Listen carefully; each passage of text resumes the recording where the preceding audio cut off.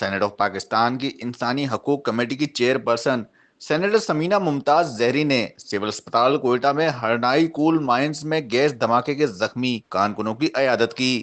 اس موقع پر Pakistan united workers federation Balochistan کے جنرل سیکرٹری پیر محمد کاکڑ، عزیز احمد سارنگزئی اور دیگر مزدور رہنما بھی ان کے ہمراہ تھے۔ پیر محمد کاکڑ نے سینیٹر صاحبہ کو حادثے کی تفصیلات اور زخمیوں کی حالت سے آگاہ کیا۔ سینیٹر سمینہ ممتاز زہری نے واقعے پر گہرے رنج و غم کا اظہار کرتے ہوئے ڈاکٹرز کو ہدایت کی کہ زخمی کارکنوں کے علاج میں کسی قسم کی کمی نہ آئے۔ انہوں نے شہداء کی تدفین اور زخمیوں کے علاج کے لیے مالی امداد فیڈریشن کے جنرل سیکرٹری پیر محمد کاکڑ کو فراہم کی، جو موقع پر موجود متاثرہ خاندانوں میں تقسیم کی گئی۔ سینیٹر صاحبہ نے گفتگو کے دوران کہا کہ حادثات کی روک تھام کے لیے مشترکہ سنجیدہ اور عملی اقدامات ناگزیر ہیں تاکہ آئندہ ایسے سانحات سے بچا جا سکے۔